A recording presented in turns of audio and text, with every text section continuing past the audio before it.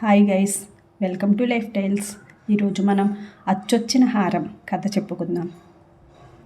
కృష్ణరాజాపురంలో ఒకప్పుడు జమీందారుగా ఉన్న రంగనాథరాజు గారి కుటుంబం అంటే అందరికీ ఎంతో గౌరవ అభిమానాలు ఉండేవి.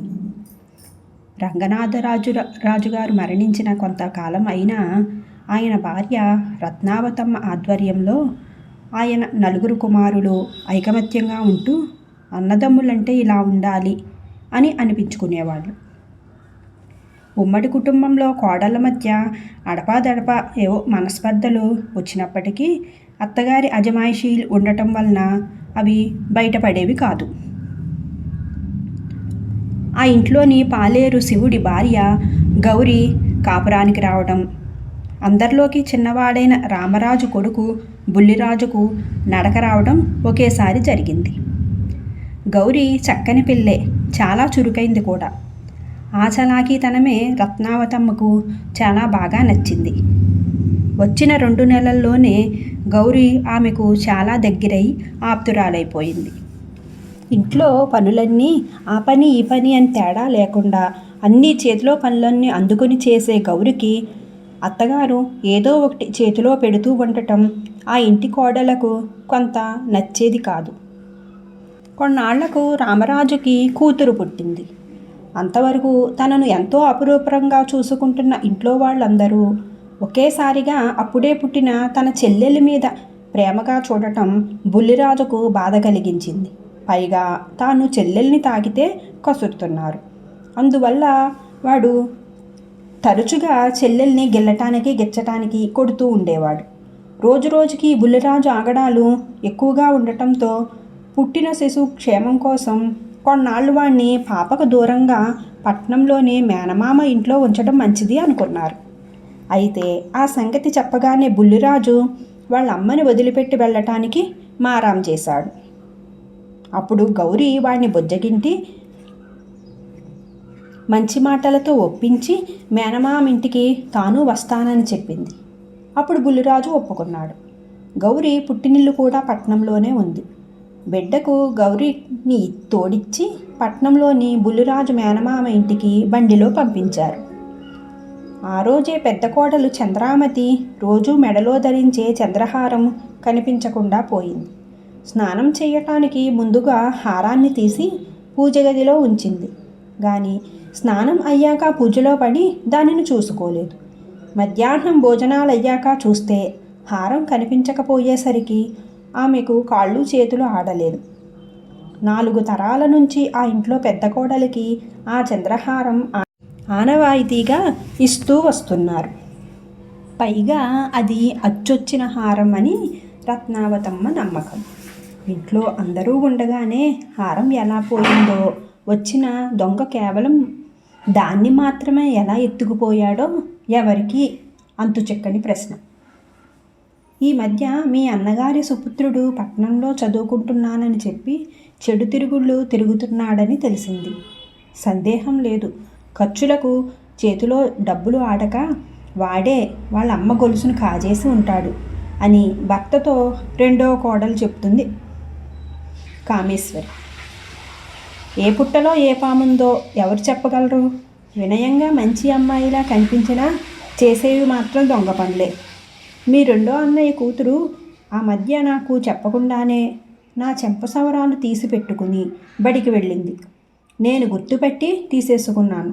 ఇప్పుడు దానికి ఆ చంద్రహారం మీద మనసై పెట్టుకుని వెళ్ళి ఎక్కడైనా పారేసిందేమో అని గొణుకుంది మూడవ కోడలు రాజలక్ష్మి తన భర్తతో. అత్తయ్య, మీరేమైనా చెప్పండి, పనివాళ్లకు అంత అలుసు ఇవ్వకూడదు. ఎవరిని ఎక్కడ పెట్టాలో అక్కడే పెట్టాలి. ఆ పిల్ల మీరిచ్చే చదువు కొద్దీ గౌరీ ఎంతసేపు ఇంట్లోనే తిరుగుతూ ఉంటుంది. నాకేమో దాని మీదే అనుమానంగా ఉంటుంది అని అంది 4వ కోడలు. బుల్లిరాజుకు తోడుంటానన్న నెపంతో హారాన్ని తన తల్లిగారింటికి దారవేయటానికే అది పట్నం వెళ్ళిందేమో అని వంతపాడింది పెద్ద కోడలు. గౌరీ మీద అనుమానపడలేకపోయింది రత్నావతమ్మ. అలా అని ఇంకెవరినీ కూడా అనుమానించేటట్టు లేదు పరిస్థితి. అలా మౌనంగా ఊరుకుంది. నెల రోజులు దాటినా హారం ఆచూకీ తెలియలేదు. పట్నం వెళ్ళిన గౌరి బుల్లిరాజుతో సహా తిరిగి వచ్చింది. ఆ రోజు సాయంకాలం పెద్ద కొడుకు సూర్యనారాయణరాజు పాలేరు శివుణ్ణి పిలిచి, ఒరే, నిన్ను ఇంటి పాలేరుగా కాకుండా మా అన్నదమ్ముల్లో ఒకడిగా ఎప్పుడూ చూస్తూ వస్తున్నాం. నువ్వొక సహాయం చెయ్యాలి. ఎంతైనా నీ భార్య గౌరీ చిన్నపిల్ల, ఏదో తెలియనితనంతో హారం తీసిందేమో, కొంచెం బుజ్జగించి లాలనగా అడిగి చూడు అంటూ మర్యాదగా చెప్పాడు. శివుడు ఆ రాత్రే భార్యను అడిగాడు. గౌరీ నేరుగా రత్నావతమ్మ గారి దగ్గరికి వచ్చి, పెద్దమ్మగారు, మీరు మా నాయనమ్మలాగా అనిపించారు. అందుకే మీతో అంత చనువుగా ఉన్నాను. చెప్పిన పనులు చేయటం తప్ప మరొకటి తెలియదు. లేనివాళ్లమే కానీ దొంగ బుద్ధి మా వంశంలోనే లేదమ్మా. ఏ ప్రమాణం చేయమన్నా చేస్తాను అంటూ కాళ్ళ మీద పడి వలవలా ఏడ్చింది. గౌరిని ఎలాగోలా సమాధానపరిచి పంపేసిన రత్నావతమ్మకు అచ్చొచ్చిన హారం పోయిందే అన్న బెంగ మాత్రం రోజు రోజుకు ఎక్కువవుతూనే ఉంది. అంతలో వేసవి ఎండలు ముదిరిపోయాయి. ఒకనాడు శివుడు వచ్చి, అయ్యా, పెరటి బావి దాదాపుగా ఎండిపోయింది. పూడిక తీయించాల్సిందే. పనివాళ్లను పురమాయించమంటారా అని అడిగాడు సూర్యనారాయణరాజును. ఊరంతా నీటి ఎద్దడి ఉండటంతో ఆయన సరే అన్నాడు. పూడిక తీసే పనులు ప్రారంభించారు పనివాళ్ళు. ఇంట్లో వాళ్ళందరూ బావి దగ్గరే కూర్చొని చూస్తున్నారు. పనివాళ్ళు బావిలో నుంచి బురద మట్టితో తట్టలతో తీసి ఒకరికొకరు అందించుకుంటూ ఎత్తి బయట పారపోస్తున్నారు. 4 తట్టలు తీసేసరికి బావిలో నుంచి గిన్నెలు లోటాలు ఒక్కొక్కటిగా బయటకు వస్తూ ఉన్నాయి. మట్టిలో ఇరుక్కుపోయిన ఏనుగు అంబారీ బొమ్మ బయటపడేసరికి అంతవరకు నాయనమ్మ ఒడిలో బుద్ధిగా కూర్చున్న బుల్లిరాజు చెంగున కిందకి దూకి, ఆహా, నా బొమ్మ దొరికింది. ఈ ఏనుగు బొమ్మ నేనే పాడేశా. నా బొమ్మ దొరికింది అంటూ ఆ బొమ్మను అందుకున్నాడు.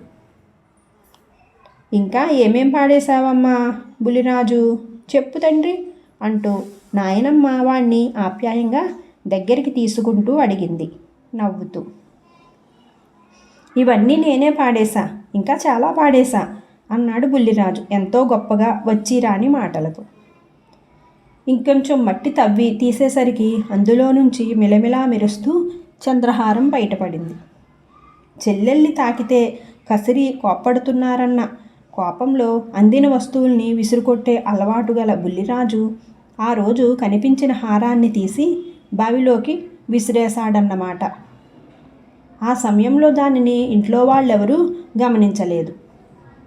రత్నావతమ్మ మనవడిని తల నిమురుతూ, మన బుల్లిరాజు చేసిన ఆ పని మనలో ఎన్నెన్నో అనుమానాలకు దారితీసింది. అయినా ముందు వెనక ఆలోచించకుండా తొందరపడి ఎవరినీ అనుమానించకూడదు. ఎందుకంటే అనుమానించటం కూడా ఒక విధంగా అవమానించటం లాంటిదే. నిరపరాధుల మనసు నొప్పించటం భావ్యం కాదు. అందుకే ఎన్నాళ్ళు ఇంత ఓర్పు వహించాను. ఎలాగైతేనేం ఇప్పుడు అందరి అనుమానాలు పటాపంచలైపోయాయి. మన అచ్చొచ్చిన హారం దొరికిపోయింది అన్నది సంతోషంగా నవ్వుతూ ఉన్న కొడుకులు కోడళ్ళు శివుడు గౌరీ కేసు చూస్తూ రత్నావతమ్మ. కథ సుఖాంతం. గైస్, ఇప్పుడు మనం మోసం కథ చెప్పుకుందాం. పోస్ట్ అన్న కేక విని వీరశెట్టి ఉత్తరం అందుకుందామని బయటికి వచ్చాడు. పోస్ట్మెన్ అందించిన ఉత్తరాన్ని వెంటనే చించి చదవటం మొదలుపెట్టాడు వీరశెట్టి. అందులో ఇలా ఉంది: మేము నిర్వహించిన పజిల్ పోటీలో మీరు విజేతలుగా నిలిచారు. అందులో ప్రకటించినట్టుగా బహుమతిగా 1000 రూపాయలు ఖరీదు చేసే టేప్ రికార్డర్ని మీకు కేవలం 300కే గెలుచుకున్నారు. కనుక మీరు 300 మనీ ఆర్డర్ చేసినచో మీ చిరునామాకి ఈ బహుమతిని రిజిస్టర్ పోస్టులో పంపగలం. ఇది చదివి వీరశెట్టి ఆనందంతో ఎగిరి గంతేశాడు. నిజానికి వీరశెట్టి పరమ పిసినారి. ఇంట్లో భార్యా పిల్లలు కలిసి ఈ మధ్య ఒక టేప్ రికార్డర్ కొనమని అదే పనిగా పోరు పెట్టి వాడి ప్రాణాలు తీస్తున్నారు. అది కావాలంటే కనీసం 1000 రూపాయలు ఖర్చు చెయ్యక తప్పదని వాడికి తెలుసు. అంత సొమ్ము ఒక్కసారిగా ఖర్చు పెట్టడానికి వాడి మనసు ఒప్పుకోలేదు. అలాగని తన వారి కోరికని ప్రతిసారి ఏం చెప్పి వాయిదా వేయాలో ఎంత ఆలోచించినా ఒక పట్టాన వాటికి తోచటం లేదు. సరిగ్గా అటువంటి సమయంలో ఒకరోజు వీరశెట్టి పేపర్లో వచ్చిన ఒక పజిల్ని చూశాడు. అందులో ఎటువైపు కూడినా ఒకటే సంఖ్య వచ్చేటట్టుగా చేస్తే వారికి బహుమతిగా టేప్ రికార్డర్ని ఇస్తామని రాసి ఉంది. వీరశెట్టికి టేప్ రికార్డర్ని పొందటానికి ఇదే మంచి అవకాశంగా తోచింది. వెంటనే ఆ పజిల్తో కుస్తీ పట్టి మొత్తానికి సాధించాడు. వెంటనే దాన్ని పంపవలసిన చిరునామాకి పోస్ట్ చేశాడు. ఈరోజు వాడికి పోస్ట్లో వచ్చింది ఆ పజిల్ యొక్క బహుమతి. వీరశెట్టి ఇక ఏమాత్రం ఆలస్యం చెయ్యకుండా వెంటనే 300 రూపాయల మనీ ఆర్డర్ చేసేశాడు. ఇంట్లో వారికి ఈ శుభవార్త తెలియచేశాడు. ఇన్నాళ్ళకి తమ కోరిక తీరబోతున్నందుకు వాళ్ళు చాలా సంతోషించారు. ఆ తర్వాత బహుమతి కోసం అంతా కలిసి ఎంతో ఆతృతగా ఎదురుచూస్తూ ఉన్నారు. ఒకరోజు వీరశెట్టి వద్దకు పోస్ట్మెన్ వచ్చి రిజిస్టర్ పార్సిల్ ఒకటి ఇచ్చి సంతకం తీసుకుని వెళ్ళిపోయాడు. వీరశెట్టి ఆనందంతో కేకలు వేసి ఇంట్లో ఉన్న భార్యాపిల్లల్ని పిలిచాడు. వారంతా వీరశెట్టి ఆనందానికి కారణం ఏమిటా అని పరుగు పరుగున వచ్చారు. వీరశెట్టి వాళ్ళని ఉద్దేశించి, చూడండర్రా, మీకోసం టేప్ రికార్డర్ వచ్చింది. ఇక మీరు దీనితో ఇష్టం వచ్చినట్టు ఆనందించండి అంటూ పార్సిల్ చూపించాడు. వెంటనే వాళ్ళంతా ఎంతో కాలంగా ఎదురు చూస్తూ ఉన్న టేప్ రికార్డర్ వచ్చిందన్న ఆనందాన్ని పట్టలేక దాన్ని విప్పమని వీరశెట్టిని తొందర చేశారు. వీరశెట్టి హుషారుగా కునిరాగాలు తీస్తూ ఆ పార్సిల్ని విప్పాడు. అందులో టేప్ రికార్డర్కి బదులుగా కాగితం ముక్కలు, అట్ట ముక్కలు, చెక్క ముక్కలతో నింపి ఉండటం చూసి వాళ్ళంతా ఆశ్చర్యపోయారు. ఇది చూసి వీరశెట్టి భార్యాపిల్లలు కలిసి వాడి పిసినారితనం మూలంగానే ఇదంతా జరిగిందని, తమ ఆశ నిరాశ అయిందే అన్న బాధ భరించలేక తలో ఒక మాట అన్నారు.